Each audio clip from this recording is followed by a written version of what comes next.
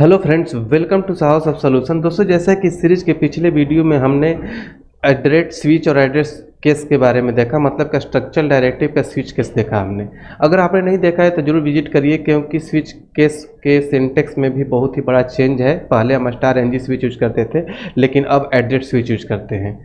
अगर आपने पढ़ा है एंगुलर 17 से पहले के सिंटेक्सेस को, तो आपको दोबारा पढ़ना चाहिए, क्योंकि 17 और 18 में ये मेजर चेंज है जिसको आपको पढ़ना चाहिए, समझना चाहिए, अगर आप एंगुलर डेवलपमेंट करने के लिए सोच रहे हैं। आज का वीडियो भी स्ट्रक्चरल डायरेक्टिव पर ही बेस्ड है, जिसमें हम देखेंगे एड्रेट फॉर के बारे में। इसका भी सिंटेक्स चेंज कर दिया गया। आप देख रहे हैं यहाँ पर एड्रेट फॉर लिखा हुआ है, लेकिन पहले के वर्जन में यहाँ पर स्टार एनजी फॉर हुआ करता था, वो भी कैमल केस में।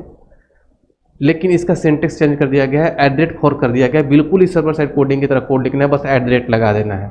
तो बात आती है कि इसके साथ जितने भी लोकल वेरिएबल्स हैं, देखिए जैसे कि फॉर लूप चलाना है हमें। फॉर क्या करता है, जिसको हम यूज करके लूप चलाते हैं, नंबर ऑफ टाइम्स अपने किसी कोड को एग्जीक्यूट करते हैं, या फिर किसी एरे का डेटा है उसको बाइंड करते हैं हम, ठीक है। तो फॉर यूज करते हैं, तो ये डायरेक्टिव है। HTML पर हमें कोड लिखना होता है, तो HTML पर कोड लिखने के लिए हम उतना कंट्रोल नहीं, हमारे पास नहीं होता है लॉजिक वगैरह सेट करने के लिए। तो कुछ लोकल वेरिएबल्स दिए हैं एंगुलर ने, जिसको यूज करके आप अलग अलग तरीके का लॉजिक वगैरह सेट कर सकते हैं, जिसमें आता है index, even, odd, first and last, ठीक है। और एक ट्रैक, देखिए यहाँ पर एक ट्रैक लिखा हुआ है, ट्रैक भी अब डिफ़ॉल्ट कर दिया गया। अब आपको लग रहा है कि ट्रैक है क्या। देखिए पुराने वर्जन में एक प्रॉब्लम हुआ करता था, जब हम किसी सेम टाइप के डेटा को बाइंड करते थे और पेज को रिफ्रेश करते थे, या फिर मान लीजिए कि हमारे पास अभी 10 डेटा है और फिर 11 डेटा को बाइंड करते थे, 10 आइटम्स थे, 11 आइटम्स को हम बाइंड करते थे। तो पहले क्या करता था कि 10 डेटा को रिमूव करके 11 डेटा को पुनः दोबारा बाइंड करता था। मतलब ट्रैक नहीं कर पाता था कि पूरा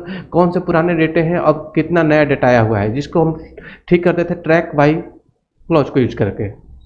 लेकिन अब उस चीज़ को हटा दिया गया यहाँ पर। अब आपको ठीक नहीं करना है, बाय डिफ़ॉल्ट कर दिया गया है, मैंडेटरी कर दिया गया कि आपको ट्रैक लिखना ही है, लिखना है, ताकि आपको कुछ गलती करने का चांसेज ही ना रहे। तो इसको भी हम यूज करके देखेंगे। तो चलिए स्टार्ट करते हैं। बहुत ही इंपॉर्टेंट वीडियो है, इसको बिना स्किप किए स्टेप बाई स्टेप देखिएगा, रोक रोक करके इसका एग्जाम्पल भी करिएगा, ताकि पूरा का पूरा कंसेप्ट आपको समझ में आ जाए। तो फॉर क्या करता है, फॉर को यूज करके हम लूप चलाते हैं। देखिए यहाँ पर अगर हम सिंटेक्स की बात करें, तो देखिए सिंटेक्स जो है, देखिए यहाँ पर एड्रेट लगा दिया गया है। अगर यहाँ से लेकर, देखिए फॉर है, और यहाँ से लेकर यहाँ तक की बात करें, तो पूरा आपको लग रहा है कि सर्वर साइड सिंटेक्स है। फॉर ब्रैकेट के अंदर ये वेरिएबल है, ये आपका आइटम वेरिएबल है, ऑफ का आपका कीवर्ड है, और ये आपका एरे का नेम है। एक एक करके डेटा आता है, बाइंड करता है, जैसे कि आप लोग फॉर यूज करते हैं, फॉर ऑफ टाइप स्क्रिप्ट में, ठीक है। अब यहाँ पर जो मैं बोल रहा था कि मैंडेटरी कर दिया गया है ट्रैक, ठीक है। ट्रैक आपका मैंडेटरी का आइटम डॉट नेम पर या फिर आइटम डॉट ID पर आप ट्रैक बाई लगा सकते हैं। मैंडेटरी है, मतलब कि अब आपको ट्रैक करने की जरूरत नहीं है, अपने आप ऑटोमेटिक ट्रैक करेगा, ठीक है। अब यहाँ पर आइटम डॉट नेम को हम बाइंड कर रहे हैं। और यहाँ पर एक और भी सिंटेक्स ऐड कर दिया गया है, इम्पिटी। अगर आपका एरे इम्पिटी आता है किस in the sense, in the any cases, ठीक है, तो हम पुराने वर्जन में नहीं दिखा पाते, तो वहाँ पर हमें इफ़ का यूज करना पड़ता था कि डेटा नहीं आए तो ये दिखाओ। लेकिन यहाँ पर एड्रेट इम्पिटी दे दिया गया है, जिसको यूज करके आप अगर डेटा नहीं आया तो बाय डिफॉल्ट दिख जाएगा कि नो डेटा फाउंड, या देयर इज नो आइटम्स। इस तरीके से आप दिखा सकते हैं। आपको अलग से इफ एल्स वगैरह कंडीशन लगाने की जरूरत नहीं है, अपने एड्रेट इम्पिटी फायर हो जाएगा। तो हम बात करते हैं कौन कौन से लोकल वेरिएबल्स हैं। इसके लोकल वेरिएबल्स काउंट है, अगर काउंट कर सकते हैं कितना नंबर ऑफ आइटम है, कितने कलेक्शन कितने आइटम का है। इंडेक्स, हर आइटम का जब भी आपका लूप चलेगा तो हर रो का इंडेक्स आपका रिटर्न करेगा, 0 से इंडेक्स जनरेट होता है, आपको पता है। फर्स्ट क्या करता है कि फर्स्ट आइटम के लिए ट्रू रिटर्न करता है, लास्ट आइटम के लिए ट्रू रिटर्न करता है। इवन आइटम का लिए नहीं, इवन इंडेक्स के लिए। यहाँ पर ध्यान रखिएगा, एक छोटा सा डिफरेंस है। यहाँ पर बहुत लोग कन्फ्यूजन होता है, जब हम even at dollar event use करते हैं तो ये इवन इंडेक्स के लिए ट्रू रिटर्न करता है। बहुत सारे लोग इसको आइटम पर लेकर चले जाते हैं, मतलब ID वगैरह पर चेक कर लेने लगते हैं। नहीं, ID के लिए नहीं रिटर्न करेगा, इंडेक्स हमेशा 0 से रिटर्न कर स्टार्ट होता है, और ये इवन जब भी इंडेक्स होगा तो उसके लिए ट्रू रिटर्न करेगा। ऑड इंडेक्स के लिए ऑड वाला ट्रू रिटर्न करेगा। इसको यूज करके भी हम देखेंगे तो आपको और भी समझ में आएगा। तो चलिए लिए चलता हूँ आप लोग को प्रोजेक्ट में, और आप लोग को वहाँ पर डीपली प्रैक्टिकल करके दिखाता हूँ, ठीक है। देखिए यहाँ पर चीज़ें और मैं आप लोगों को बताते चलूँ, अगर बिल्कुल ही आप कॉर्पोरेट लेवल का नॉलेज रखना चाहते हैं, जिस तरीके से हम कॉर्पोरेट में काम करते हैं, फॉर का कहाँ कहाँ यूज होता है, कैसे कैसे यूज करते हैं, उस लेवल का नॉलेज रखना चाहते हैं तो आप हमारा लाइव क्लास ज्वाइन कर सकते हैं, जिसमें हम लोग बिल्कुल ही कॉर्पोरेट लेवल का ट्रेनिंग देते हैं, जहाँ पर complete angular free of cost type script, RxJS library, API integration, project training जिसमें कि कमर्स का एप्लीकेशन डेवलप करना सिखाया जाता है with all functionality, add to cart करना, payment gateway integration as well, सब कुछ आपको एक साथ मिल जाएगा। जल्दी से जाइए, इस वीडियो के डिस्क्रिप्शन बॉक्स में हमारे वेबसाइट का लिंक अवेलेबल है, मोबाइल नंबर है, वेबसाइट पर विजिट करिए, सिलेबस देखिए, इतना अच्छा सिलेबस मार्केट में कहीं भी अवेलेबल नहीं है, वो भी लेटेस्ट वर्जन का, और मोबाइल नंबर पर कॉल करके आप इंक्वायरी भी कर सकते हैं। तो चलिए, ये हमारा वही प्रोजेक्ट है जहाँ पर हमने पिछले वीडियो में एग्जांपल किया था स्विच का, यहीं पर हम क्या करते हैं कि फॉर का भी एग्जांपल करने वाले हैं। तो यहाँ पर सबसे पहले एक मैं एरे बना देता हूँ, एम्प्लॉइज एरे ऑफ एरे बनाने जा रहा हूँ। एम्प्लॉइज हमने ले लिया और कॉलन एनी टाइप का एरे, और यहाँ पर एरे में कुछ डेटा डालता हूँ, जैसे कि ID 1, नेम चंदन कुमार, किसी नेम से बना लीजिएगा, कुछ भी लिखिएगा, चंदन कुमार लिख लिया हमने, और कॉमा, इसको कॉपी पेस्ट फटाफट करते हैं ताकि वीडियो बड़ा ना हो जाए। ठीक है, इस तरीके से मैंने कुछ डेटा बना दिया, यहाँ पर हमने 2 किया। ID कुछ भी हो सकता है, ठीक है, इस तरीके से ID कुछ भी हो सकता है, प्लॉट कुछ भी आप लिख लीजिए इस तरीके से। आप बहुत सारे नेम हो गए। अब इसको हम बाइंड करते हैं। पुराने सिंटेक्स में एड्रेट नहीं लगाते थे, हम पर *NG4 लगाते थे, लेकिन हम पुराने सिंटेक्स की अभी बात नहीं करेंगे, हम नए सिंटेक्स के साथ मूव कर रहे हैं। तो यहाँ पर देखिए, अगर हम देखिए पहले तो समझिए कि ये एक एरे है, ठीक है, ऑब्जेक्ट्स ऑफ एरे है। यहाँ पर आप अगर देखेंगे तो ये बताएगा कि ये एक ऑब्जेक्ट है ये, ठीक है। अगर नॉर्मली इसको बाइंड करते हैं और ब्राउजर पर देखते हैं तो बोलेगा कि ऑब्जेक्ट ऑब्जेक्ट ऑब्जेक्ट ऑब्जेक्ट, इसको लूप चला के बाइंड करना पड़ेगा। कैसे, देखिए, यही से आपको बिल्कुल ही रूट लेवल की चीज़ें समझना है।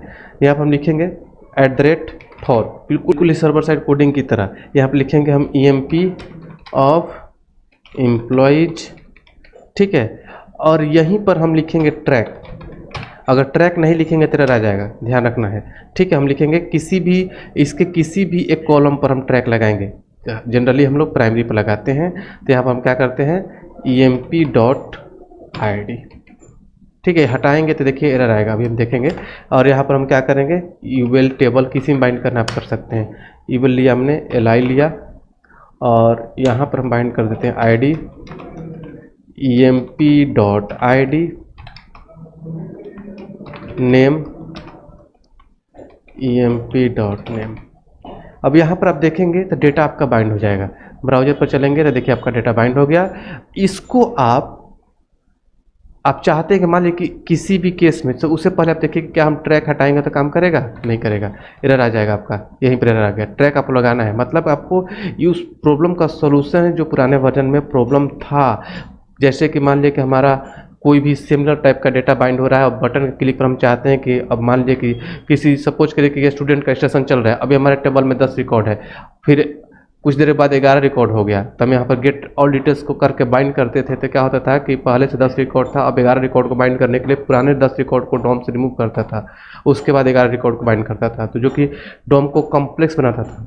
ठीक है, उस चीज़ को अब ठीक कर दिया गया ट्रैक वाइज से। अब सपोज करिए कि हमारे पास यहाँ पर किसी रीजन से डेटा नहीं आया, ठीक है, यहाँ पर किसी रीजन से डेटा नहीं आया, बस एरे आया, ठीक है। तो अब क्या होगा, यहाँ पर डेटा नहीं बाइंड होगा, लेकिन मैं चाहता हूँ कि अब दिखे नो डेटा फाउंड, तो यहाँ पर हम लगा देंगे वही नया सिंटेक्स आया हुआ है @MPT, ठीक है, और यहाँ पर लिख देंगे बी टैग के अंदर नो डेटा फाउंड, ठीक है। इस तरीके से आप दिखा सकते हैं और आपके ब्राउजर पर दिखना शुरू हो जाएगा नो डेटा फाउंड, और डेटा आ जाएगा तो आपका डेटा दिख जाएगा। अगर हमारा डेटा आ गया यहाँ पर, ठीक है, तो डेटा दिख जाएगा, देखिए डेटा दिख गया।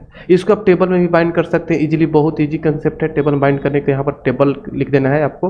देखिए इसको मैंने क्या किया, इसको रहने दीजिए, यहाँ पर लिखते हूँ @for, और यहाँ पर लिख देता हूँ मैं EMP ऑफ एम्प्लॉइज, और यहाँ पर लिख दीजिए सेमीकोलन ट्रैक EMP.ID, और यहाँ पर आप टेबल ले लीजिए। अब ध्यान रखिए, पूरे के पूरे टेबल को तो हमें रिपीट नहीं करना होता है, हम TR के ऊपर लगाएंगे, ठीक है। हम कहाँ पर लगाएंगे, TR के ऊपर। ऐसा ना कि आप पूरे टेबल को रिपीट करो, उतना बार टेबल अलग अलग जनरेट होने लगेगा, ठीक है। टेबल आप अलग से लिख लीजिए। टेबल के अंदर जहाँ पर tr होगा वहाँ पर आप इस लूप को चलाएंगे। इस चीज़ को हमेशा ध्यान रखिएगा, नहीं तो आपका पूरा का पूरा टेबल बार बार जनरेट होने लगेगा। देखिए कैसे, यहाँ पर हम क्या करते हैं, लिखते हैं टेबल, इसको बॉर्डर ले लीजिए, बॉर्डर 1, ठीक है। यहाँ पर एक tr लीजिए, th लीजिए, और यहाँ पर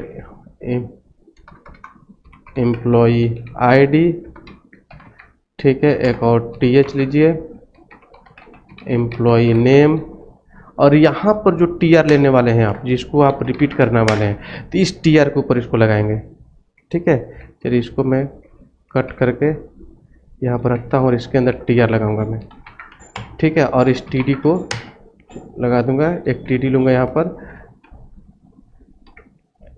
emp.id, एक और td लूँगा मैं emp.name, ठीक है। अब देखिए यहाँ पर भी इम्पिटी लगा सकते हैं आप, यहाँ पर इम्पिटी लगा लीजिए @impty,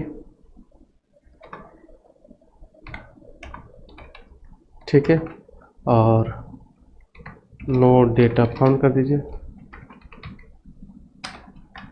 सिर्फ आपका ये डेटा टेबल में बाइंड हो जाएगा। देखिए टेबल में बाइंड हो गया। इस तरीके से आप टेबल में बाइंड कर सकते हैं। अब लोकल वेरिएबल को यूज करना सीखिए। अगर मान लीजिए हमें लोकल वेरिएबल यूज करना है, मैं चाहता हूँ कि यहाँ पर सीरियल नंबर बन के आए इस टेबल में, ठीक है। तो हम क्या करेंगे, यहीं पर एक लिख लेते हैं टी आर नहीं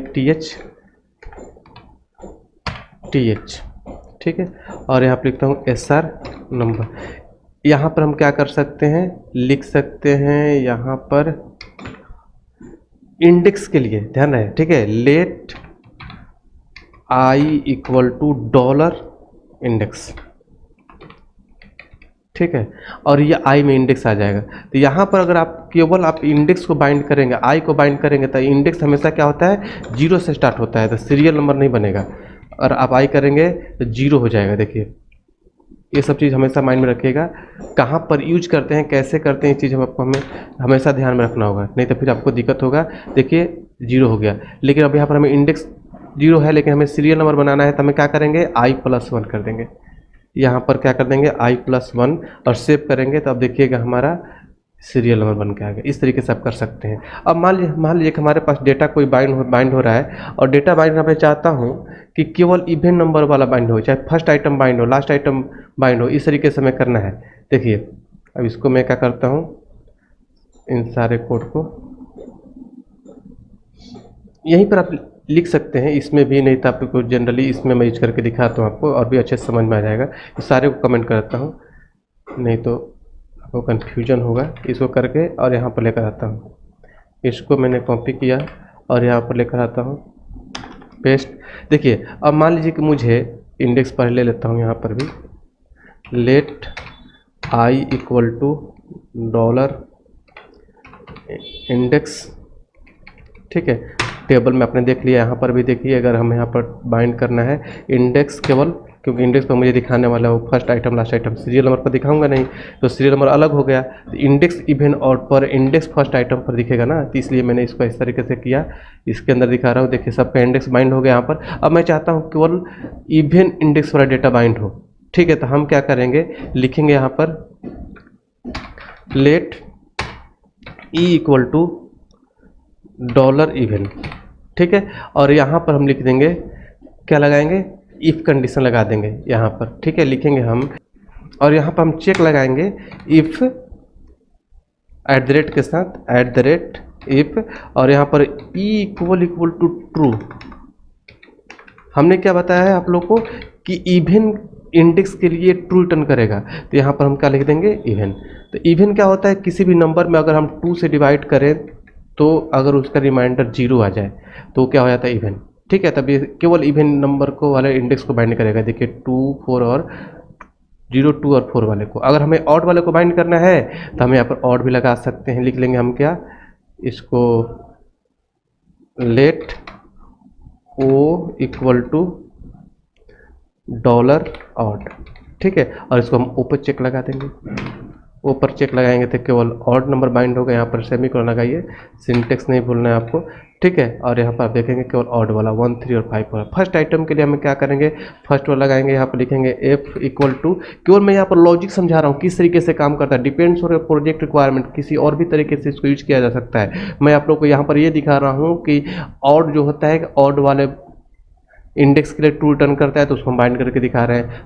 फर्स्ट क्या करेगा, कल फर्स्ट आइटम के लिए टू रिटर्न कर देगा, तो केवल फर्स्ट आइटम बाइंड हो जाएगा। जैसे मान लीजिए हमने लिखा हमने डॉलर फर्स्ट, ठीक है, और यहाँ पर हमने एफ लिख दिया तो केवल फर्स्ट आइटम को दिखा देगा। और यहाँ पर हम लेट लिख लेंगे, लेट, और यहाँ पर देखिए आपका डेटा बाइंड हो जाएगा, केवल फर्स्ट आइटम बाइंड हो जाएगा, फर्स्ट है। इस तरीके से लास्ट आइटम के लिए भी आप यहाँ पर एल लिख लीजिए और लास्ट आइटम कर लीजिए let L equal to dollar last, और यहाँ पर एल पर बाइंड कर लीजिए, तो आपका लास्ट आइटम केवल बाइंड हो जाएगा, ठीक है। और यहाँ पर आप सेमीकोलन लीजिए, लास्ट आइटम बाइंड होगा आपके सामने, देखिए लास्ट आइटम बाइंड हो गया। तो ये होता है आपका फॉर, जिसके साथ हमने इन सारे लोकल वेरिएबल्स को यूज करके देखा।